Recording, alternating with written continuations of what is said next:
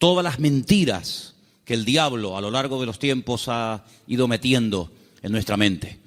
No hay nada peor que creer en una mentira creyendo que es una verdad. De hecho, pusimos el ejemplo la semana pasada de personas que incluso han dado y siguen dando la vida por auténticas mentiras, pero ellos creen que son verdades y ya digo, están dispuestos incluso a dar su vida por dichas mentiras. Así que la verdad echa fuera las mentiras. Y entonces podemos comenzar a vivir, punto número 3, según las leyes del reino de Dios. No según las modas, no según los criterios y las opiniones del mundo, sino según los principios establecidos por el Señor, principios del reino, como les llamamos. A continuación, podemos comenzar a experimentar paz en nuestra vida. No hay paz si no estamos en la verdad. No hay una verdadera libertad, ni hay una seguridad y una estabilidad en nuestra vida, a menos que la verdad sea la base y el fundamento de nuestra existencia. Y finalmente, dijimos que la verdad fortalece el espíritu, la mente, y también, como no, le hace un favor muy grande al cuerpo. Y finalmente terminamos compartiendo 3 grandes verdades. Yo no sé cuántos de ustedes se acuerdan, pero yo dije que una de las verdades que quería compartir el domingo pasado es que la verdad se puede conocer, la verdad se puede experimentar, porque la verdad tiene nombre, y el nombre de la verdad es Jesús. Jesús dijo: yo soy el camino, yo soy la verdad y yo soy la vida. Y si eso es verdad, y vimos que la segunda verdad es que Él volverá, y la tercera verdad dijimos que Dios no miente, basándonos en el texto del libro de Números, capítulo 23, verso 19. Dios no es hijo de hombre para que mienta. Lo que Dios ha prometido, y todo lo que Dios ha prometido es verdad, se va a cumplir. No es una especie de trampa, una especie de truco donde dice, bueno, te prometo esto, pero a la hora de la verdad no es verdad, no es así. Dios lo que promete, lo cumple, porque Dios es un Dios de verdad. ¿Cuántos dicen amén? Quiero llevarles al Salmo 139, porque en esta tarde vamos a compartir, vamos a meditar sobre 3 verdades más. Y la primera está basada en el Salmo 139, a partir del versículo 7. Es un salmo muy interesante, porque encontramos en él 3 atributos que son única y exclusivamente de Dios. No son atributos ni características del ser humano. Estas 3 cualidades o características solamente las tiene Dios. Y en este Salmo 139 aparecen estas 3. Hay salmos que aparece una, en otros salmos aparecen 2, pero en este casualmente, el Salmo 139, podemos encontrar la omnisciencia de Dios. Es decir, Dios todo lo sabe, todo lo conoce, pasado, presente, futuro, Dios lo sabe perfectamente. Y eso lo encontramos en este salmo. Encontramos la omnipresencia de Dios, es decir, Dios está en todas las partes al mismo tiempo. No significa que si está en un lugar se ausenta de otro, sino que la presencia de Dios lo abarca todo. Él está en todas partes, que no es lo mismo que decir en todas las cosas. Eso sería una aberración, decir que Dios está en las cosas. Dios está en todas partes, pero Dios no está en las cosas. Porque si estuviera en las cosas, pues creeríamos en el panteísmo, de tal manera que gente se puede acercar a Dios a través de una oración a un árbol, otros a una estrella, otros a la tierra, etcétera, etcétera. Dios está en todas partes, pero no significa que esté en las cosas, de una forma visible, ¿no? Y finalmente, la omnipotencia de Dios. Dios no tiene ningún tipo de limitaciones, ni de espacio, ni de tiempo. Por eso encontramos a Dios con una definición muy breve, pero muy profunda. Es la profundidad de la sencillez de Dios. Que Dios es espíritu. No lo limita el tiempo, no envejece, no caduca. La Biblia ha sido escrita en un lenguaje humano, donde aparecen muchas figuras retóricas para explicar lo que Dios es y lo que Dios hace. Y hay una figura muy común en la Biblia que se llama antropomorfismos, y es utilizar elementos del cuerpo humano para hablar de aspectos o características de Dios. La Biblia dice o habla del brazo del Señor, sobre quién ha creído nuestro anuncio y sobre quién se ha manifestado el brazo del Señor. La Biblia habla de los ojos de Dios, la Biblia habla de la mano de Dios, pero son simplemente eso, antropomorfismos, es utilizar un lenguaje conocido, un lenguaje humano, ¿verdad?, distintas partes del cuerpo, para describir la naturaleza de Dios en la vida de su creación, en la vida de los seres humanos. Hemos oído a veces escuchar como que la naturaleza tiene el libre albedrío de hacer cuanto quiera, y no es verdad. Las leyes de la naturaleza las estableció Dios desde el principio de los tiempos. Fíjense qué curioso que todas las leyes que el hombre ha ido descubriendo con el paso del tiempo son leyes que estaban ocultas a los ojos del hombre. El hombre no las ha inventado, simplemente las ha descubierto, ¿verdad?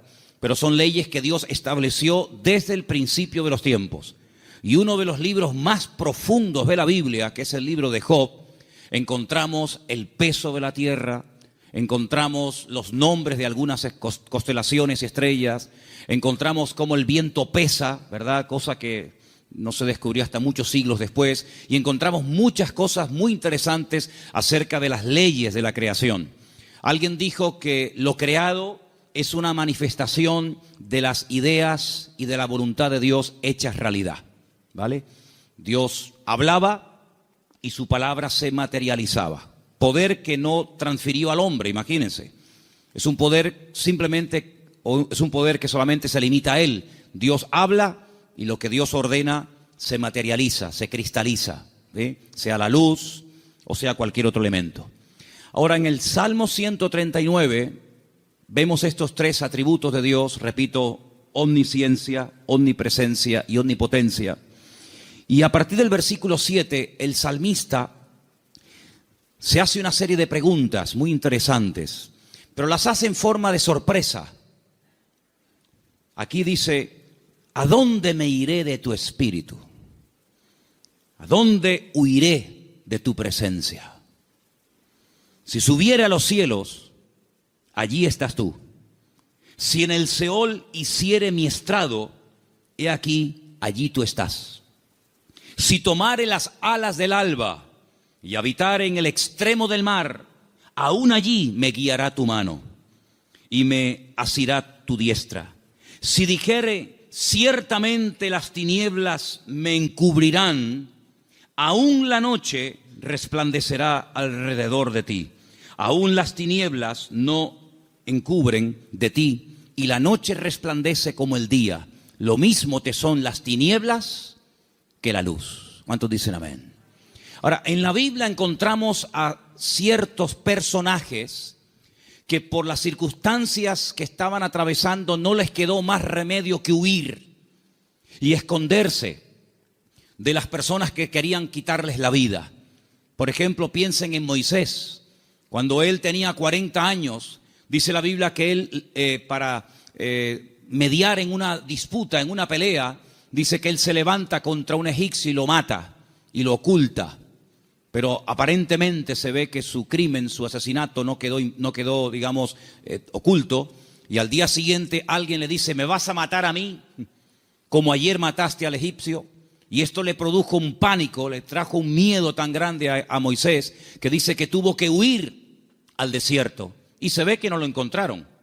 Se ve que el faraón, que a lo mejor intentó encontrarlo, fue todo en vano, porque pasó 40 años en el desierto y la Biblia no dice en ningún momento que a Moisés lo localizaron y lo llevaron a Egipto y lo sentenciaron. Por lo tanto, supo huir y se escondió, pero tuvo que huir. Tenemos, por ejemplo, el caso de David. David es un joven que recibe el llamado de Dios, la unción, el respaldo de Dios siendo muy joven. El profeta Samuel derrama sobre él aquel cuerno lleno de aceite que tipificaba la unción que él tendría el día de mañana para ser el segundo rey de Israel.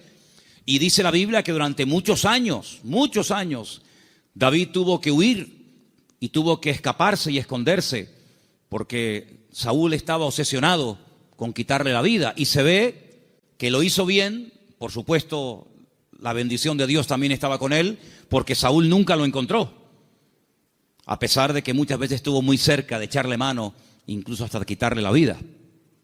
Así que vemos que hay hombres en la Biblia, seguramente hay otros, que tuvieron en momentos puntuales de la vida que huir. Pero lo que me llama la atención es que estas personas huían de hombres y fueron capaces de ocultarse de esos hombres, sea Faraón, sea Saúl, que querían quitarle la vida. Pero lo curioso es que en el primer libro de la Biblia, el libro del Génesis, el primer hombre intenta jugar al escondite con Dios. Porque dice la Biblia que cuando Adán peca, se esconde de Dios, como si Dios no supiera dónde está.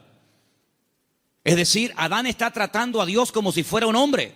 Así como Saúl no pudo encontrar a David porque sabía dónde esconderse, y así como Moisés se supo meter en el desierto y no lo encontraron, Adán creía que se podía ocultar de Dios. Sin embargo, el Señor sabía perfectamente dónde está. Me llama la atención que cuando leemos el libro del profeta Jonás, en el capítulo 1, dice la Biblia que él recibe un llamamiento para ir a predicar a una tierra extranjera, a la capital del imperio de Asiria. La ciudad se llamaba Nínive, pero él no quería ir, porque él sabía que si la gente se exponía a la palabra y se arrepentían, Dios los iba a perdonar. Y como él no quería que Dios los perdonara, sino que los castigara y los destruyera, pues dice, no voy a predicarles. Y como no van a tener la opción de arrepentirse, pues que se mueran. Y entonces dice que desciende a una ciudad que en la Biblia se llama Jope, pero que en la actualidad se llama Jaffa, y dice que toma un barco para huir de la presencia del Señor. Bueno, hay un momento en el que los marineros le preguntan, ¿qué haces aquí? ¿Cuál es tu nacionalidad? Y dice que los marineros se dieron cuenta de que él intentaba huir de la presencia del Señor. ¿Eso qué significa? Bueno, en ese momento, y hasta siglos más tarde, se creía que Dios donde estaba y donde Dios vivía y moraba era en Jerusalén, en el templo que estaba en el monte Moriah. Y cuanto más lejos me alejara de Jerusalén, y si encima me monto en un barco y me voy mar adentro, pues es como que la presencia de Dios la dejo atrás y Dios pues no me encuentra. Yo estaba leyendo hoy justamente el libro de Jonás, y hay una canción que nosotros cantamos en la iglesia, parte del Salmo 118, que dice, desde la angustia invoqué al Eterno y Él me oyó.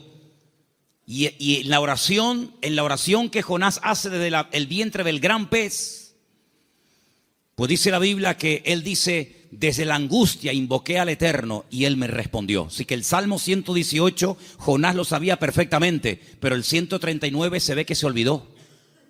Porque el 139, el salmista dice, ¿a dónde me voy a esconder? ¿A dónde voy a huir de tu presencia? Vaya a donde vaya, sea hacia arriba, sea hacia abajo, sea a la izquierda o sea a la derecha, nunca podré huir de tu presencia, porque él tenía bien claro el concepto de la omnipresencia del Señor. ¿Cuántos dicen amén? Ahora, esta gente huía en el sentido negativo, pero hermanos, esto nos tiene que producir un gozo y una alegría a todos y a cada uno de nosotros enorme, inmensa. ¿Sabéis por qué? Porque vayamos a donde vayamos, no importa las circunstancias en las que nos encontremos, la presencia del Señor siempre, siempre estará a nuestro lado. ¿Cuántos dicen amén? No importa si te encuentras en una cárcel, allí el Señor sabe que estás. ¿O acaso nos hemos olvidado de que una noche bien tarde Pablo y Silas cantaban, los presos les oían, pero no solamente los presos les oían, sino que el Señor en el cielo también les oía, y dice que los liberó de una forma tremenda? ¿Cuántos dicen amén?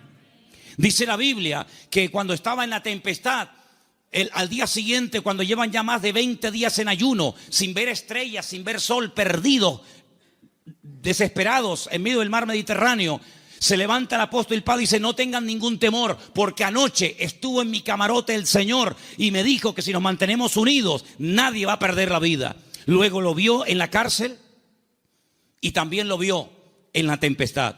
Pero también se acordó de que en el desierto había un viejito llamado Moisés, que hacía 40 años que había huido de Egipto, y el Señor lo encontró. Y el Señor sabía que en aquel pozo aunque los hermanos se tapaban los oídos y no querían oír los gemidos y los gritos de José, la Biblia nos enseña que el Señor siempre estuvo con José en el pozo y posteriormente en la cárcel. No hay ni un solo lugar donde nosotros vayamos en esta vida donde el Señor no esté a nuestro lado, sino que incluso hay una promesa del Señor que nos dice: he aquí yo estoy con vosotros todos los días hasta el fin del mundo.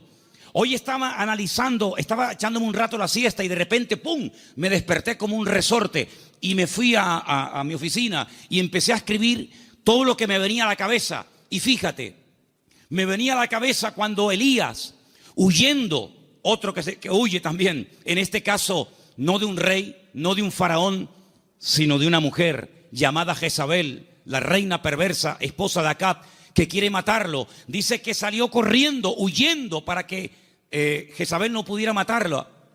Y dice que se mete dentro de una cueva.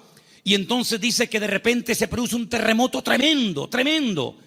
A tal punto que dice que las rocas se parten por la mitad. Pero dice, Dios no estaba en ese terremoto. Más adelante dice que viene un viento huracanado espectacular, tremendo, que lo arranca todo. Y dice, pero Dios no estaba allí tampoco. Y al final, después de muchos, cosas de la naturaleza, dice que viene un viento apacible. Y él reconoce que en esa calma y en esa quietud estaba el Señor. Y me venía a la mente el capítulo 37 de Ezequiel, cuando dice que el Señor le permite ver un valle lleno de huesos secos en gran manera.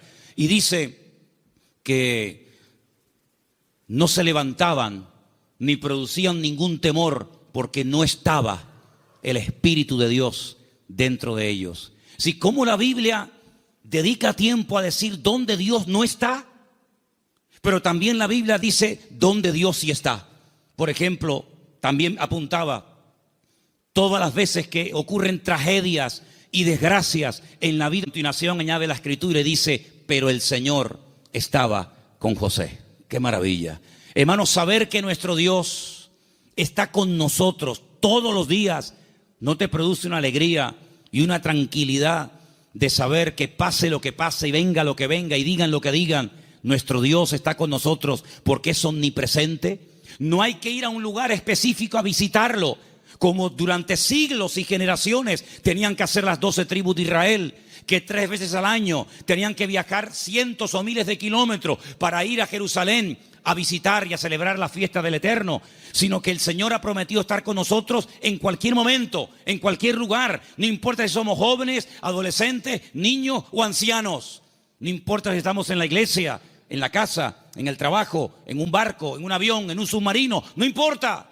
La presencia del Señor siempre estará a nuestro lado y eso significa que la protección del Señor siempre estará con nosotros. Esa es la primera verdad que quiero compartir con ustedes en esta tarde. Y si habéis prestado atención a la lectura, ¿cuál fue la lectura de hoy? ¿Cuál fue? Salmo 121. ¿Cómo empieza el Salmo 121? Alzaré mis ojos a los montes. ¿De dónde vendrá mi socorro? Ay, amigo, cuando tú estás donde empezaban los peregrinos que iban a Jerusalén a celebrar las fiestas, cuando tú te pones en el principio de ese camino, allí en lo alto, en Galilea, y ves un camino estrecho, rodeado de unas montañas gigantescas, y te explican que en esas montañas se ponían los ladrones y las bandas armadas para robarle las ofrendas y los diezmos que iban a llevar al templo a Jerusalén. ¿Cómo nos van a alzar los montes los peregrinos y decir, Señor, ¿de dónde vendrá nuestro socorro? No es que está implorando la ayuda de las montañas, no, porque el versículo siguiente dice, nuestro socorro viene del Señor que hizo los cielos y la tierra. No dará tu pie resbaladero, ni se dormirá el que te guarda. Él guardará tu salida y tu entrada desde ahora y para siempre. ¿Cuántos dicen amén? Hermanos, en estos tiempos en los que estamos viviendo, es importante que nos recordemos cada día el Señor, la presencia del Señor, la cobertura del Señor está a mi lado. ¿Cuántos dicen amén? Dile que está a tu lado, el Señor está con nosotros porque es un Dios fiel. Aleluya. Esa es la primera verdad que tenemos que tener presente en nuestra vida. Primera de Juan 5:18, primer versículo que nos van a leer en esta tarde. Primera de Juan, capítulo 5, verso 18. Presten atención, por favor. Sabemos que todo aquel que ha nacido de Dios no practica el pecado, pues aquel que fue engendrado por Dios le guarda, y el maligno no le toca. El maligno, la promesa que dice, el maligno no le toca. ¿A quién no le toca? Al Hijo de Dios. ¿Y por qué no le toca? Porque está protegido. ¿Por quién? Por aquel que lo engendró. Nuestro Dios no solamente está, sino que está para defendernos, está para guiarnos, está para bendecirnos. No está dormido y hay que despertarlo, como en algún momento el profeta Elías les decía a los profetas de Baal: griten, griten, levanten la voz. Tal vez vuestro Dios está de camino, o está dormido, o cansado, se ha ido de viaje, sino que nuestro Dios está a nuestro lado, pero no de una forma pasiva, indiferente, sino que está a nuestro lado para pelear nuestras batallas y defendernos. ¿Cuántas veces hemos mencionado el pasaje de cuando el profeta Eliseo, no Elías, Eliseo, se encuentra rodeado de enemigos y su criado Giesi se lo comenta y le dice: estamos rodeados, nos van a matar? Y el profeta Eliseo ora para que el Señor le abra los ojos espirituales a su criado incrédulo Giesi, porque le dice: más son los que están con nosotros que los que vienen contra nosotros. Y entonces él pudo ver por los ojos de la fe cómo la presencia del Señor estaba alrededor de aquella casa, y aquellos que venían a matarlos al final quedan ciegos y ellos los tienen que guiar hasta salir de la ciudad. Hermanos, ese es nuestro Dios, un Dios que ha prometido estar con nosotros todos los días. Estemos también nosotros con Él todos los días. ¿Cuántos dicen amén? Segunda y gran verdad que quiero compartir en esta tarde: el poder inmenso, ilimitado del nombre del Señor Jesucristo. Marcos, capítulo 16, versículo 17 al 18. Presten atención, por favor. Y estas señales seguirán a los que creen. En mi nombre echarán fuera demonios, hablarán nuevas lenguas, tomarán en las manos serpientes, y si bebieren cosa mortífera no les hará daño. Sobre los enfermos pondrán sus manos y sanarán. Todo cuanto se menciona ahí con una connotación milagrosa: echar fuera demonios, hablar lenguas, orar por los enfermos, etcétera, etcétera, todo va precedido por el nombre de Cristo. En mi nombre, en mi nombre, en mi nombre. El Señor Jesucristo nos enseña en la palabra que cuando oramos los creyentes tenemos que orar en su nombre. Firme la oración. No oramos en nuestro nombre. No nos acercamos a Dios con nuestros méritos, sino que oramos en el nombre del Señor Jesucristo. Y en el libro de Filipenses, el capítulo 2, nos da una pincelada, una explicación del poder tremendo de ese nombre. Presten atención. Después de humillarse, después de despojarse de toda su gloria y dignidad, después de haberse hecho siervo y estando en la condición de hombre, se humilla hasta lo sumo y muere de una forma terrible, como era la muerte de cruz, y haciéndose obediente hasta la muerte. A continuación de eso dice: por lo cual Dios lo exaltó hasta lo sumo, a lo máximo, y le dio un nombre sobre todo nombre. Y ahora escucha versículo 10: para que en el nombre de Jesús se doble toda rodilla de los que están en los cielos, en la tierra y debajo de la tierra, y toda lengua confiese que Jesucristo es el Señor, para gloria de Dios Padre. El poder del nombre de Cristo, no somos conscientes de lo poderoso que es mencionar ese nombre. Los demonios huyen y tiemblan cuando se menciona el nombre de Jesucristo. Es un nombre de poder, es un nombre de autoridad. No hay nada ni nadie que se resista al poder del nombre de Cristo. Una vez escuché a un predicador que vino a Las Palmas hace muchos años. Había sido misionero en África. Y un día no se le ocurre otra cosa más que ir a una tribu de caníbales. Y dice que mientras dormía en una choza durante la noche, hay un momento en el que él se despertó y ve a un caníbal con un garrote a punto de darle un palo en la cabeza y matarlo. Dice que fue algo tan rápido, no había tiempo para decir, hermano, vamos a orar, espérate un momentito. Dice que solamente dijo, Jesús. Solamente mencionó el nombre del Señor. Y dice que se le cayó ese garrote de la mano a este hombre y salió corriendo.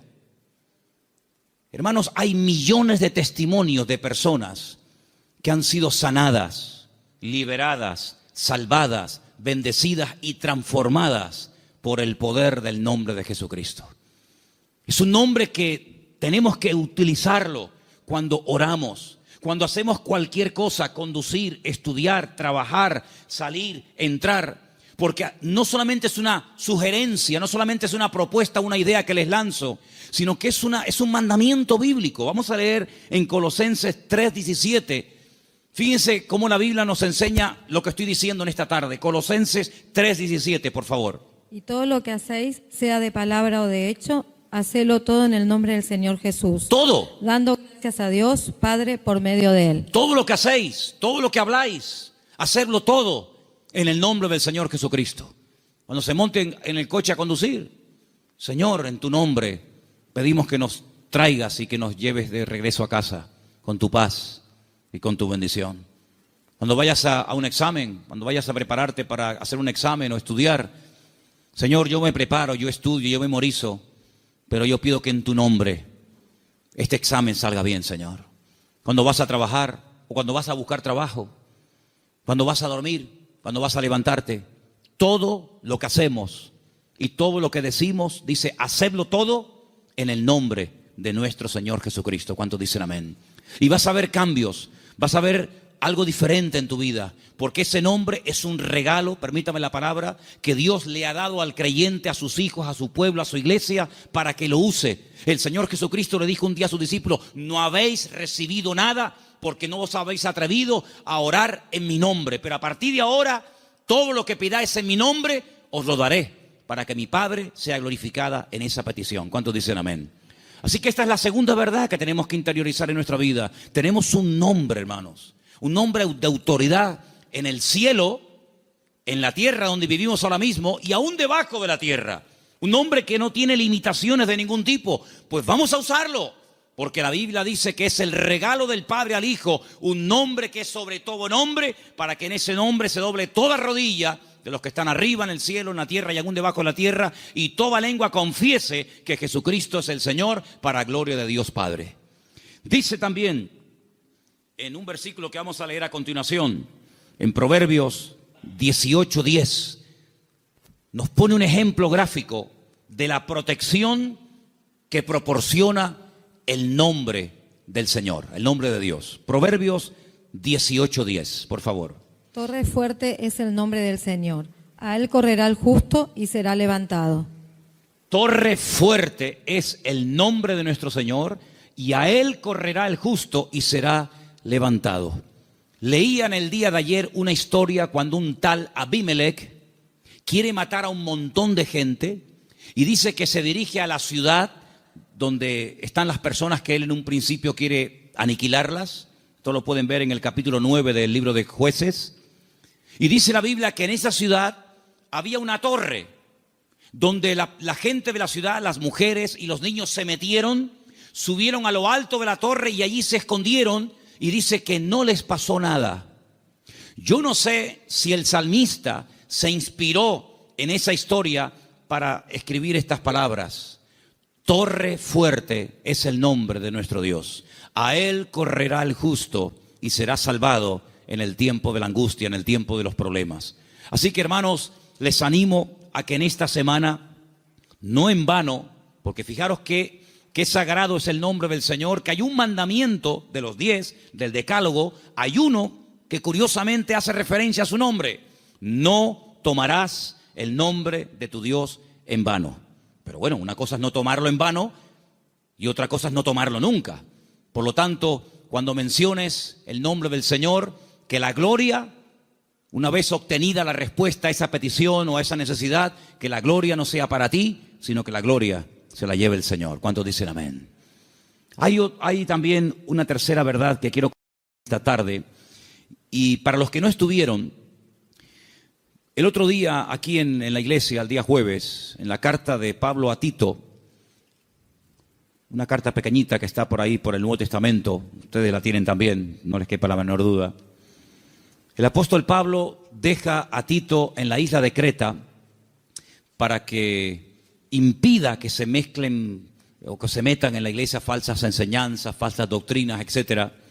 Y una de las cosas que el apóstol Pablo le decía a este joven pastor es que en la iglesia tiene que haber, a nivel de cuerpo, una sana doctrina y que el liderazgo, los ancianos que él iba a nombrar para que ocuparan cargos de responsabilidad en la obra, tenían que ser personas con una serie de características. Algunas eran prudentes, con paciencia, serios, sobrios, etc. Pero lo que me llamó la atención es que dice, y el liderazgo tiene que tener una fe sana.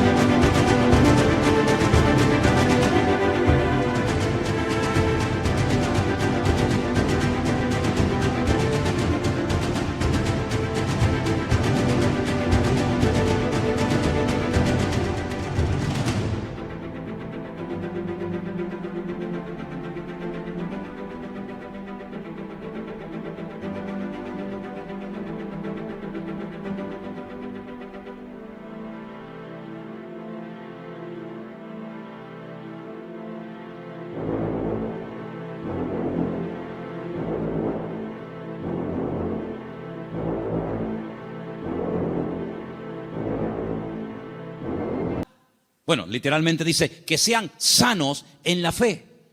Y esto despertó mi curiosidad, porque la tercera verdad que quiero que en esta tarde escuchen ustedes y quiero compartir es el poder que tiene el cuerpo, el pueblo del Señor, siempre y cuando la fe de esa iglesia sea una fe sana. Y algunos dirán, pero ¿cómo que una fe sana? ¿Es que acaso hay una fe que no es sana? Pues sí. La fe a veces se puede enfermar. De hecho, vimos el jueves, repasamos un poco, que hay un momento puntual en el ministerio del Señor Jesucristo en el que algunos discípulos vienen y le dicen, Señor, nos ha pasado algo y queremos contártelo. Hemos entrado a una ciudad y no nos han querido recibir. No han sido hospitalarios. Han sido fríos, incluso nos han pedido que nos marchemos de la ciudad, que no quieren saber nada de ti, de tu ministerio, ni de tus palabras. Y le dicen ellos al Señor, y uno de ellos era nada más y nada menos que Juan. ¿Quién lo diría? Señor, ¿quieres que oremos para que caiga fuego del cielo y los destruya a todos? Oye, qué fe, ¿eh? Ellos creían que si oraban y que cayera fuego del cielo, el Señor respondería a sus oraciones. Pero el Señor dice, alto. No. Ese espíritu no es el que debe de caracterizar a un discípulo mío. La fe no es para destruir, la fe es para edificar. Si en todo lugar donde no nos escuchan vamos a pedir fuego, vamos a prenderle fuego a todo el país. Y una vez dije, ¿por qué se creen ustedes que el Señor se llevó al profeta Elías? Porque como siguiera como seguía, le iba a prender fuego a todo el país. El único que iba a quedar con vida era él. Pero saben, hermanos, esa es una fe distorsionada. Es una fe mal encaminada. Es una fe que, como una especie de lámpara de Aladino, te crees que todo lo que pides tienes que recibirlo.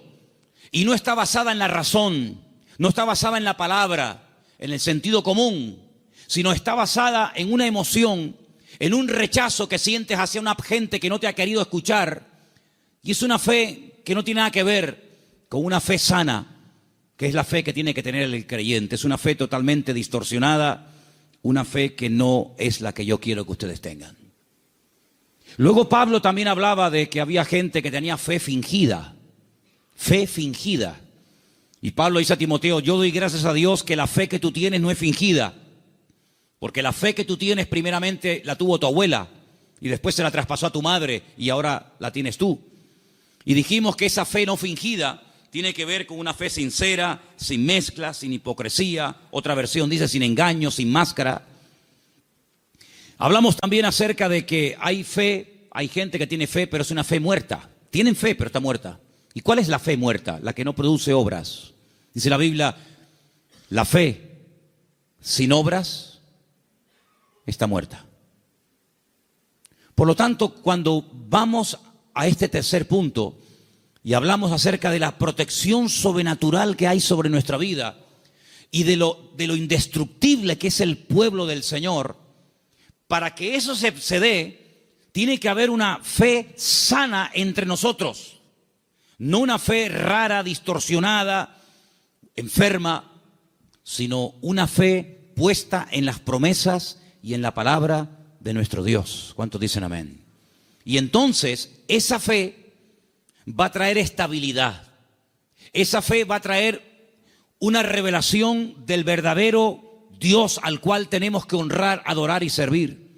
Porque yo creo con todo mi corazón que la forma como oramos, la forma como nos planteamos nuestro estilo de vida, las decisiones que tomamos o no, es decir, todo lo que hacemos en la vida como creyentes, gira en torno al concepto que tenemos de nuestro Dios. Es decir, si nuestro concepto de Dios está equivocado, por mucha fe que tengamos, no estamos actuando correctamente. Y volvemos al principio del mensaje de hoy.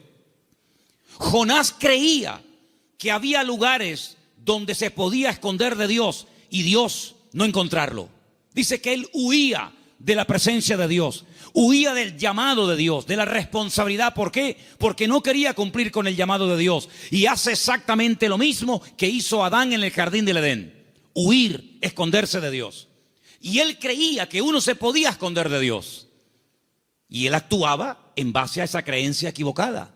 Por lo tanto, es muy importante que nosotros nos preguntemos de vez en cuando, a la luz de las Escrituras, si la forma como yo estoy orando y pidiendo las cosas, si la forma como yo estoy viviendo mi relación con el Señor es una relación basada en una fe sana o en ideas distorsionadas y equivocadas.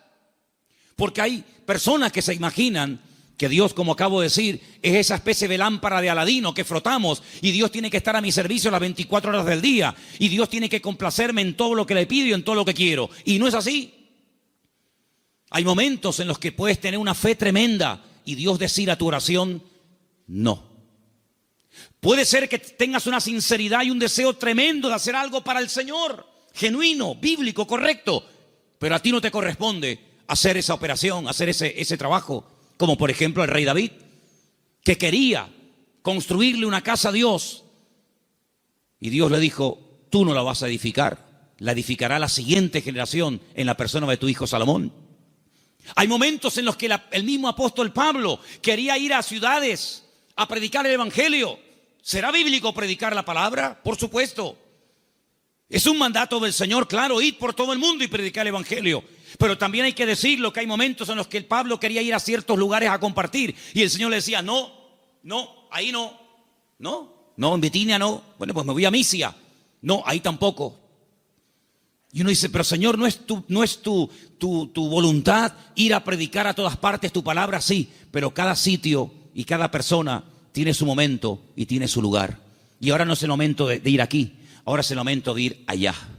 Y Pablo, que era sensible a la voz del Espíritu, Pablo, que era una persona que se dejaba tratar y moldear, pues no era un niño caprichoso con la pataleta que cuando no le das la chupeta se pone a montarte un lío tremendo, sino que decía, bueno, pues si no es por aquí, será por allá. En otras palabras, no se venía abajo, no se derrumbaba, no se desanimaba, sino que él seguía probando, hasta que al final encontró el lugar idóneo donde el Señor quería llevarlo y usarlo.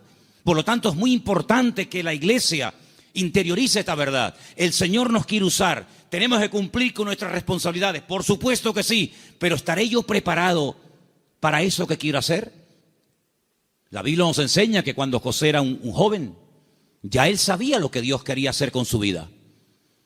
Yo creo que pecó un poco de imprudente. Abrió su corazón a sus hermanos. Tal vez lo mejor hubiera sido abrírselo solamente a su padre. Pero él le abrió su corazón a sus hermanos, le contó los sueños que había tenido y se buscó la ruina de su vida. Bueno, después al final, lógicamente, sabemos que el Señor utilizó todo aquello y lo convirtió en algo positivo, ya lo sabemos. Pero hermanos, él tuvo que esperar desde el momento que recibe la revelación de la voluntad de Dios para su vida, hasta que él ve que eso se cumple, pasaron muchos años, pasó mucho tiempo. ¿Por qué? Porque el Señor tenía que tratarlo, y tenía que prepararlo, y tenía que capacitarlo, y lo tuvo que hacer pasar por situaciones terribles, terribles, pero en todas y en cada una de ellas aprendió lecciones que lo marcaron para toda la vida. Y cuando llegó el momento, el Señor lo levantó y el Señor lo utilizó. Por eso, amados hermanos, ¿en qué momento, en qué etapa del camino te encuentras? Sin embargo, cuando le escribe el apóstol Pablo a Timoteo, le dice: Timoteo, Dios no nos ha dado espíritu de cobardía. Probablemente estaba pasando por un momento de temor frente a semejante responsabilidad. Pablo dice: Dios no nos ha dado espíritu de cobardía y no te tienes por qué avergonzar de mis cadenas. Cuando te pregunten dónde está tu apóstol Pablo, dónde está el fundador de la iglesia, no te avergüences de mis cadenas, da testimonio de ellas. Y te recuerdo que tienes que cumplir con tu ministerio. Y te recuerdo que tienes que predicar la palabra a tiempo y fuera de tiempo. Y te recuerdo que tienes que cuidar tu salud. Y te recuerdo que no le des lugar a los comentarios de la gente que te menosprecian por la edad que tienes, etcétera, etcétera, etcétera. En otras palabras, ¿por qué le exige que sufra? Sufre, pelea, predica, con ganas y sin ganas, a tiempo y fuera de tiempo. ¿Por qué? Porque sabe que está en una etapa de la vida en la que a él se le puede exigir, pero a otras personas Pablo no les exigía tanto. ¿Por qué? Porque no habían llegado al nivel y a la madurez que Pablo entendía que Timoteo ya tenía. Por lo tanto, en base a tu conocimiento, en base a tu madurez, en base al desarrollo que tú tienes en el Señor, se te exigirá más o se te exigirá menos. Pero todo creyente que forme parte del cuerpo de Cristo, el cual llamamos iglesia, tiene que asumir las responsabilidades que le corresponda. Y yo, por ejemplo, en esta tarde, tengo aquí una pequeña lista de cosas en las cuales todos sí podemos, a pesar de que lleven poco tiempo o mucho tiempo, todos sí podemos cumplir con ellas. Por ejemplo, con la puntualidad. Yo doy gracias al Señor de que en esta iglesia, salvo raras excepciones, siempre se empiezan los cultos a su hora. ¿Sí o no? ¿No dicen que no? Hemos estado en algunas iglesias donde el culto se ha empezado media hora tarde. Y durante la predicación aún sigue entrando gente. Y decirnos a algunos miembros de la iglesia, en esta iglesia siempre ha sido así. Es imposible empezar un día a tiempo. Bueno, yo doy gracias al Señor de que por lo menos en eso no somos malos, ¿no? Sino que generalmente solemos ser puntuales. Cuando se propone o se expone a la congregación un proyecto, una idea o algo, generalmente un altísimo porcentaje de la congregación responde apoyando por dicha actividad o proyecto o lo que sea. En otras palabras, hermanos, la iglesia va a crecer en la medida en la que tú crezcas. La iglesia, cuando hablamos de iglesia, ¿qué es la iglesia?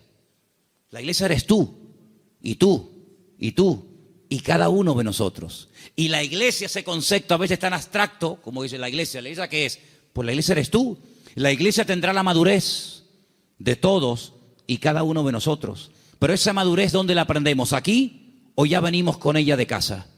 Después del culto hoy, queremos reunirnos unos poquitos minutos con los padres de los chicos que en este momento, ahora mismo, están en la escuela dominical. ¿Por qué? Porque una de las cosas que tenemos que entender es que la iglesia, por ejemplo, en los domingos, la escuela dominical, es un refuerzo a lo que teóricamente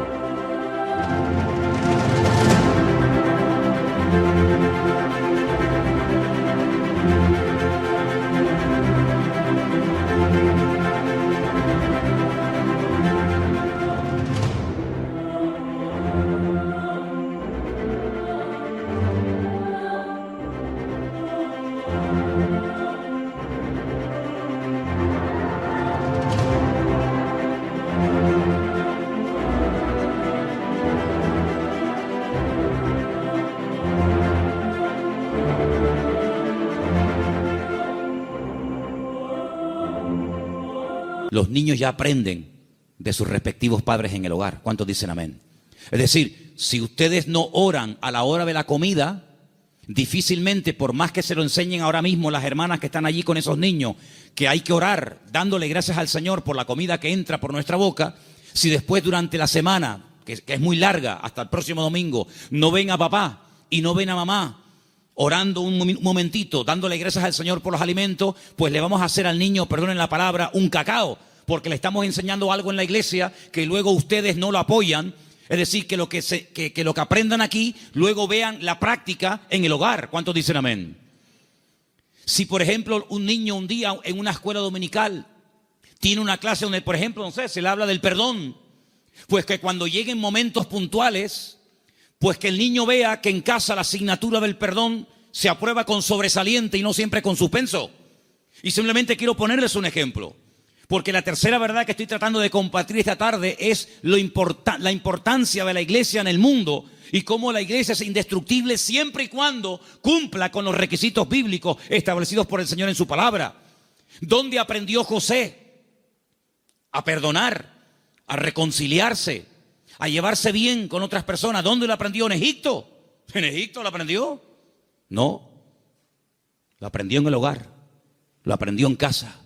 Yo no sé, supongo que sí, ya es especular, si algún día Jacob, que era su padre, explicó en casa el motivo por el cual se iban de un país a otro. Me imagino que sí. Yo me imagino que un día Jacob habrá juntado a Raquel, a Lea, a sus hijos y les habrá dicho: chicos, nuestro tiempo se ha terminado con el tío Labán. Volvemos a Canaán. Y quiero contarles algo. Hace 22 años salí de mi tierra y ahora volvemos. Pero hay una pequeña cosa que tengo que comentarles. Yo no vine aquí porque quería en el fondo venir. Yo vine aquí casi forzado por las circunstancias. Vine aquí porque el tío Esaú, vuestro tío, mi hermano, me quería matar. Y ahora volvemos y no sé lo que nos vamos a encontrar. La Biblia dice que él toma una serie de medidas, muy particulares por cierto. Fue haciendo diferentes grupos, a las que menos amaba o con las que menos tenía, no sé, feeling, las fue poniendo por delante y él lógicamente se quedó atrás, con la que él realmente quería y con sus hijos. Y le llega la noticia de que el tío Esaú viene con 400 hombres armados hasta los dientes. Y entonces él se va a la montaña a orar. Y es allí cuando tiene un encuentro con el Señor que lo cambió para toda la vida. Y es allí donde pelea con un ángel. Y dice la Biblia que allí donde Dios le cambia el nombre de Jacob por Israel. Y al día siguiente llegó el momento de la verdad, amigo. Llegó el momento de a ver qué pasa. O se acaba todo o empieza todo. Y allí se va José con su padre, con sus hermanos. Y allí dice la Biblia que Jacob y Esaú se abrazaron, se perdonaron, se reconciliaron y todo se solucionó. Y allí estaba José. La primera vez en su vida que veía al tito Esaú. La primera vez en su vida que veía algo tan impactante que sin lugar a dudas lo marcó. Porque esa reconciliación entre el tío y su papá lo marcó de tal manera que años más tarde, cuando él es vendido por sus propios hermanos, cuando él se da a conocer a ellos y les revela su identidad y les dice: yo soy José, no tiene ni la más mínima gota de rencor, de remordimiento en su corazón, porque él aprendió de una forma objetiva lo que era el perdón y la reconciliación en su familia. ¿Y qué es lo que hace? Él después proyecta en los demás lo que en el hogar aprendió de una forma práctica. Por eso, amados hermanos, es muy importante que lo que ustedes aprenden en los cultos, lo que los niños aprenden en la escuela dominical, luego durante la semana se van a presentar muchas oportunidades para orar, para pedir perdón, para saber cómo reaccionar ante una situación. Y entonces ahí es donde tenemos que trabajar en equipo. Porque la iglesia que entiende que no somos solamente iglesia cuando nos reunimos aquí en Garcilaso de la Vega, número 13, y cuando apagamos la luz y arrancamos los coches y cada uno se va a su casa, dejamos de ser iglesia. No, seguimos siendo iglesia. Seguimos siendo iglesia. No en un lugar físico como este. La iglesia ahora se divide para multiplicar. La iglesia que se divide dentro es una ruina.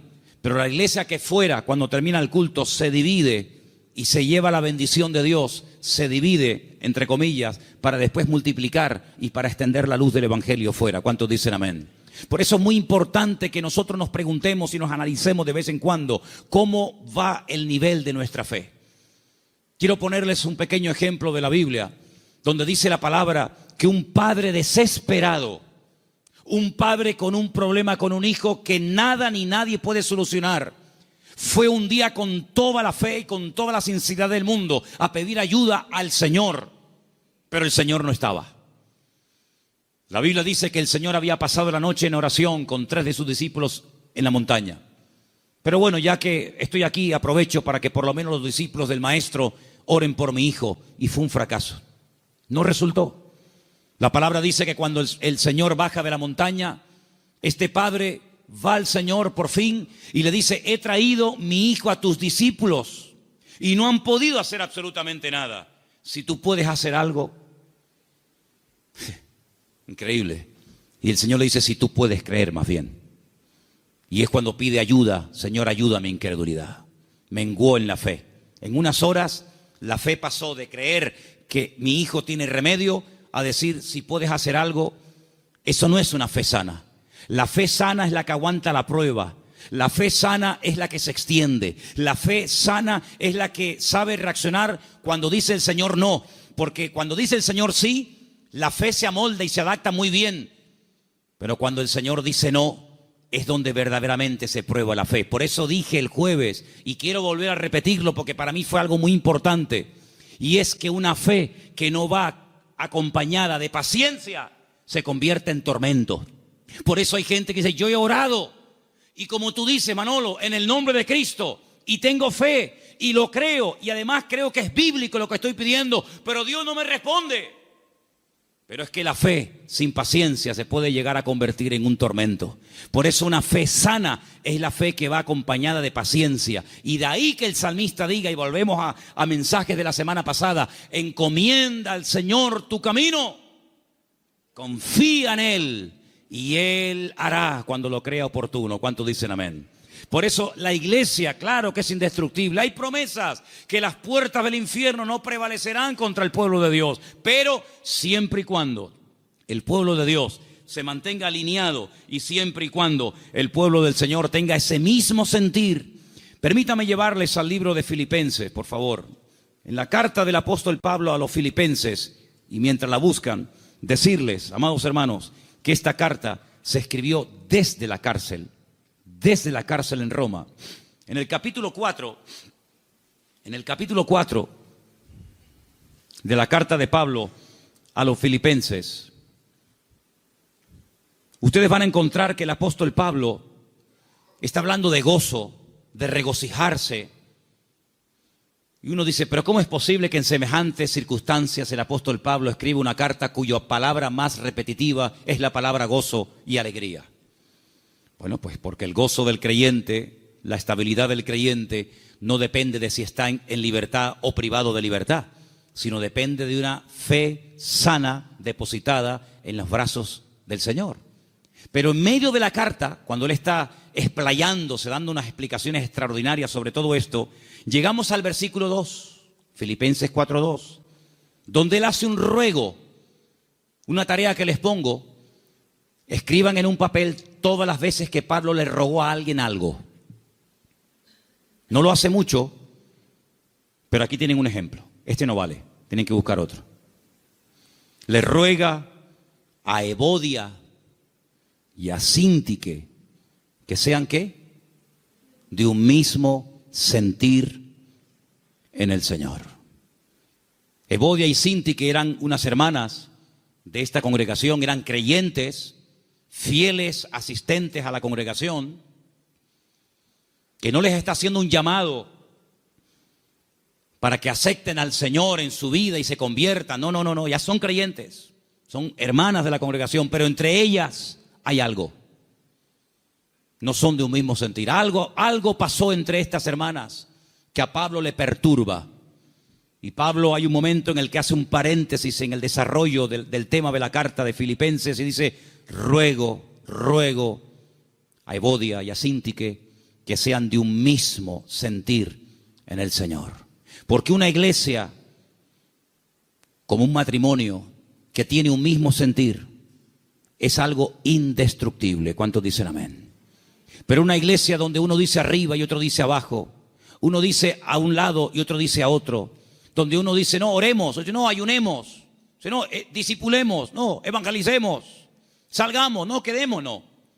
Difícilmente esa iglesia puede ser una iglesia bendecida y una iglesia que impacte a la gente que lo rodea. Pero cuando hay un mismo sentir en el Señor, cuando el capitán de la nave es el Espíritu de Dios y la cabeza de la iglesia es el Señor Jesucristo, esa iglesia puede avanzar, esa iglesia puede ser una bendición y esa iglesia es un botón, un punto de referencia en el mundo espiritual de algo que el Señor está haciendo en este lugar. Porque permítame decirle que una de las grandes enseñanzas del apóstol Pablo, y esto tiene una profundidad tremenda, inmensa, es que dice que la iglesia no solamente puede tener un impacto a nivel de sociedad, como evidentemente lo tiene con los vecinos, con los familiares, con los que vienen, etcétera, sino que dice el apóstol Pablo, es una enseñanza muy profunda que comparte con los efesios, es que la iglesia, según cómo se comporte, según cómo actúen sus miembros, según cómo se relacionen unos con otros, tiene también un impacto en el mundo espiritual, ante los principados y ante las potestades. Y uno dice, pero ¿cómo puede ser eso? Claro que sí. La iglesia puede llegar a ser un freno. La iglesia puede llegar a ser una luz. La iglesia puede incluso impedirle al enemigo que campe a sus anchas y que haga lo que le dé la gana. Porque la iglesia es un freno en el mundo espiritual que el diablo reconoce perfectamente. ¿O se creen ustedes que el diablo no sabe que tú eres un hijo de Dios? ¿Se creen ustedes que el diablo no nos ve a nosotros? ¿Se creen ustedes que los demonios no nos observan cada día cómo hablamos, cómo oramos o cómo no oramos, cómo entramos, cómo salimos? Claro que lo ven. Había una vez unos jóvenes que querían echar fuera un demonio de un hombre y cuando fueron a orar por él no se les ocurre otra cosa. Qué listos y qué tontos al mismo tiempo. Querían echar fuera a los demonios en el nombre del Cristo que predica Pablo. Y los demonios le respondieron y les dijeron a los 7 hijos de Seba, así se llamaba el padre de estos muchachos: conocemos a Pablo y conocemos al Cristo que predica Pablo, pero a vosotros no os conocemos absolutamente de nada. Así que el diablo sabe dónde vivimos, sabe nuestra identidad, sabe nuestro nivel de madurez, sabe nuestro nivel de santidad con el Señor, sabe hasta dónde puede llegar, porque como dije al principio hay una protección, una cobertura sobrenatural 24 horas al día sobre la vida de la iglesia, sobre la vida de cada uno de sus hijos. Pero a veces nosotros podemos abrir rendijas, a veces nosotros incluso hasta le damos ideas al enemigo. Por eso dice Pablo, no le deis lugar al diablo. No le des lugar al diablo en tu casa. Si hay algo por donde está colando el enemigo, sé sabio y quítalo, elimínalo. Si hay algo en tu vida que produce que entres en un picado, en un enfriamiento, en un apartamiento de la palabra y del Señor, aléjalo de tu vida. Rodéate de gente espiritual. Lee libros que te edifiquen y no que te destruyan y te confundan más. Acércate a la palabra del Señor, busca al Señor. Porque cuando tú te metes en la presencia del Señor, todo lo que tú aprendas, todo lo que tú recibas, todo lo que tú crezcas, después cuando vengas a la congregación, aunque no hayas abierto la boca y nadie se haya enterado que has entrado ni que has salido, te puedo asegurar que tu vida en el mundo espiritual produce un impacto. ¿Cuántos dicen amén? Y podemos tener el enemigo a raya simplemente con nuestra presencia. Por eso, amados hermanos, estas 3 verdades: la protección y la presencia del Señor permanente sobre nuestra vida, el poder y la autoridad del nombre de Jesucristo y la responsabilidad y el privilegio de formar parte del pueblo del Señor, que ¿saben cómo lo define el Señor? ¿Saben cómo nos define nosotros el Señor? Real sacerdocio, nación santa, pueblo adquirido por Dios, para que anunciemos las virtudes de aquel que nos llamó de las tinieblas a su luz admirable. El concepto que tiene el Señor de su iglesia es tan grande que dice: para mí, mi iglesia, tú y tú y tú y yo y cada uno de nosotros, Él dice: ustedes son mi cuerpo. Yo soy vuestra cabeza. pero vosotros sois mi cuerpo en la tierra. Somos los ojos, las manos, la boca de Cristo en esta sociedad donde Él nos ha puesto. Y amados, yo les digo algo, lo dije la semana pasada y lo quiero repetir ahora. El mundo está cambiando tan rápidamente que las iglesias van a ser lugares donde mucha gente desesperada, vacía, confundida y desorientada va a venir buscando ayuda. Porque miles de personas en su desesperación, en la pérdida de su trabajo, de salud, de marido, de familia, etcétera, ¿a dónde fueron? ¿A quién recurrieron? ¿A quién les pagaron? A muchos astrólogos, magos, santeros, brujos, adivinos, ¿sí o no? Mucha de esa gente que se ha llevado tremendas desilusiones, mucha de esa gente que ha perdido dinero, mucha de esa gente que se han llevado una desilusión tremenda y han visto que no han obtenido resultados, sino ha sido lo peor. El Señor nos va a poner a cantidad de gente en nuestro camino y llegará el momento cuando tú tendrás que darte cuenta de que tu vida proyecta una imagen en la sociedad en la que vivimos. Espero que nos podamos representar dignamente los unos a los otros. ¿Cuántos dicen amén? Les quiero hacer una pregunta. ¿Cómo se sentirían ustedes si yo mañana viniera al púlpito con el pelo de color verde? ¿No les gustaría, hermanos, un cambio de look en el pastor? Unos tatuajes, unas cadenas, unos piercing. ¿Cómo se llama eso que se pone en las orejas? No, zarcillos no, lo otro. Dilataciones, unas dilataciones. ¿Qué les parece? Como que no, ¿verdad? Como que no. Tal vez a una parte, a un grupo de personas que digamos que se visten y actúan así, no sé, tal vez a lo mejor les haría gracia un tiempo que un señor ya de cierta edad, llamado pastor, se vista así. Pero son más los que dejaríamos de alcanzar que los que alcanzaríamos con esas pintas, ¿sí o no? Pues sabe una cosa, hermano, cuiden su imagen pública, porque usted, como hijo de Dios, tiene que dar una imagen sana y digna del Evangelio. No decimos, no, es que yo hago lo que me da la gana, porque yo lo siento así. Hermano, interiorice esta verdad en su vida. La forma como usted habla con sus compañeros de trabajo, con sus clientes, con los amigos en el barrio, con tus familiares, etcétera. En cierto sentido, tú eres un embajador del cuerpo de Cristo, de la iglesia del Señor, en medio de la sociedad en la que vivimos. Por eso cada vez que vayas a hablar, a decir algo, a opinar, a aportar algo, piensa en esto. Lo que voy a decir te glorifica a ti, Señor. Lo hago en el nombre de Cristo. Tú lo harías y estarías contento con la imagen que estoy proyectando de ti. Estas verdades tienen que calar hondo en nuestra vida y tenemos que ser responsables, no solamente ante Dios, sino asumir que todo lo que hacemos y decimos en la vida tiene que ser hecho decentemente y con orden.